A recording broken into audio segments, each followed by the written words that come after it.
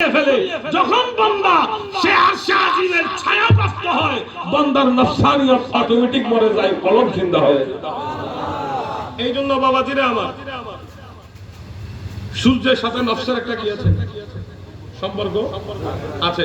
তখন দেখা যায় দিনের বেলায় ধ্যান ঠিক থাকবে না, গরমে আপনি যত অতিষ্ঠ হবেন তত আপনার মধ্যে অতিষ্ঠতা লাগবে, কিন্তু ঠান্ডায় যত প্রখরতা বাড়বে আপনি সেটা কম্বল দিয়ে কাভারেজ দিতে পারবেন, সেটা শীতের কাপড় দিয়ে কাভারেজ দিবেন, মজা লাগবে। কিন্তু তাপ কোনো অবস্থায় মজা, কথা বলে না, তাপ কোনো অবস্থায় মজা, নিজের ধ্যানকে কোনো অবস্থায় ঠিক রাখা যাবে না। এই জন্য মুরাকাবার উসুল হচ্ছে, যখন সূর্য উঠে যায় তখন বান্দার নফস চাঙ্গা হয়ে যায়, কারণ তখন তার দুনিয়াদারি করার টাইম। যখন সূর্য ডুবে যায় তখন বান্দার কলব জিন্দা হয়ে যায়, কারণ সেই মুহূর্তে মাওলার সান্নিধ্য হওয়ার টাইম। এই কারণে তাহাজ্জুদ হচ্ছে না, তাহাজ্জুদ রাতে। প্যারা হাজরিন, আমি যে কথাটুকু বলতে চাচ্ছিলাম, এই যে আমাদের ধ্যানকে মাওলার সমীপে অবস্থান করা, এই জন্য আল্লাহর ওলিরা নির্জন জায়গাকে কি করেছেন, বাছাই করেছেন, নির্জনে গিয়ে মাওলার সান্নিধ্য হাসিল করেছেন। সেই নির্জনতার ভিতর বান্দা তার সৃষ্টি জগতের, আল্লাহর স্রষ্টার সৃষ্টি জগতের সাথে সংমিশ্রিত হওয়ার আগে সেই খাস বান্দাদের খেদমতে সেই গহীন জঙ্গলে মাওলা জীবজন্তু পাঠিয়ে তার বন্ধুদের খেদমত করিয়েছেন। তার একটি জ্বলন্ত প্রমাণ রাসূল করিম সাল্লাল্লাহু আলাইহি ওয়াসাল্লামের হুকুম পালন করা সেই হুরমি। এবং তার একটি জ্বলন্ত প্রমাণ মুসলিমের হাদিসে পাওয়া যায়, রাসূল পাক সাল্লাল্লাহু আলাইহি ওয়াসাল্লামের খাদেমি এবং সাহাবিনী, একজন মহিলা সাহাবী যার নাম ছিল সালামা, যার খেদমতের মধ্যে বনের বাঘ পর্যন্ত গোলামি করেছে।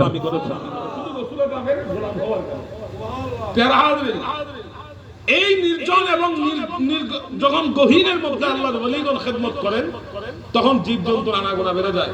জীবজন্তুগণ আগে আল্লাহর বান্দাদেরকে চিনে ফেলেন, কারণ আমরা যারা দুই পায়া জন্তু আছি পৃথিবীর মধ্যে, আমাদের চোখে পরের দোষগুলো আগে বাজে, নিজের দোষ পরে বাজে। কথা বুঝেন না? আমাদের আগে, আমাদের চোখে পরের দোষগুলো কি হয়, আগে বাজে, নিজের দোষ পরে বাজে। কিন্তু জন্তুদের দেখবেন তারা নিজের দোষ অন্বেষণে তাদের অবস্থান আগে বেশি থাকে। এই জন্য কুকুরকে দেখবেন, কুকুর ওয়াফাদারিতার মধ্যে থাকে, বেওয়াফা হয় না।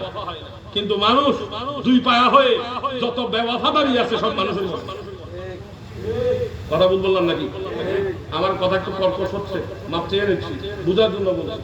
কারণ কোরআনুল কারীম যারা আজকে এই বাংলার জমিনের মধ্যে যত ফিতনা সৃষ্টি করছেন, সেই সমস্ত বান্দারা প্রত্যেকেই কোরআনুল কারীমকে দলিল হিসেবে সুফিদের সামনে উপস্থাপন করে সুফিদেরকে আগে কাফের হতে হবে। কথা বলা না কেন, ঠিক না? ঠিক। যাদের মা বাবা তাদের জন্মের জন্য হুজুর গৌসে পাকের আস্তানায় দস্তগীরে গিয়ে চোখের পানি ফেলেছে, যাদের মা বাবা তাদের জন্মের জন্য হুজুর আবুল খাই সুলতান কিবলা কাবার কদম চেটেছে, মাওলার রহমত পাওয়ার আশায় ওলিদের দ্বারস্থ হয়েছে, আজকে সেই সন্তানেরা কোরআনকে ডাল বানিয়ে সেই ওলিদের বিরুদ্ধে তীর মারতেছে। কথা বলেন, ঠিক না? ঠিক। আমি বলতে গেলে কর্কশ হয়ে যাবে, মাপ চেয়ে নিচ্ছে, আবারও কিছু করার নাই।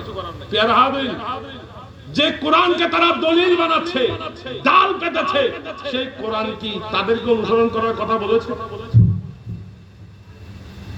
যেই মোল্লা এবং মুন্সি আজকে সুফিদের বিরুদ্ধে কথা বলে, যেই কোরআনকে ডাল পেতে দলিল দিচ্ছে, সেই কোরআনের কোন পাতার মধ্যে তাকে অনুসরণ করার কথা বলেছে?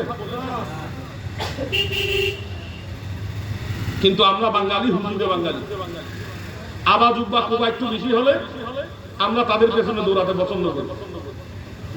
সুরকার, বড় বড় সুরকারগণ যখন সুর উপস্থাপন করে তখন তাদের সুরে আমরা মগ্ন হয়ে যাই, কিন্তু ভুলে যাই সুরকার সুর দিবে কোত্থেকে যদি গীতিকার না লেখে। কথা বুঝাতে পারেন? সুরকার সুর কোত্থেকে দিবে যদি গীতিকার না লেখে। এই জন্য আমাদের উচিত, আমাদের সর্বপ্রথম নিজের নিয়ত, নিজের আমলকে ঠিক করা প্রয়োজন। বাবাজির একটা মিসাল দেই, আপনার ঘরের মধ্যে রান্না বান্না প্রতিদিন হচ্ছে না?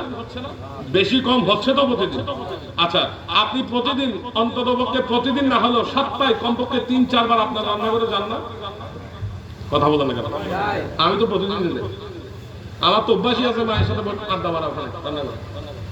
আমি প্রতিদিন সকালে ঘুম থেকে উঠে আগে ফার্স্ট টাইম চলে যাবো রান্না করে। আমি রান্নাঘরে গিয়ে আগে মাদানের সাথে আড্ডা মেরে মেরে তারপর মাদান থেকে কি নেবো, নাস্তা নেবো, এটা আমার অভ্যাস।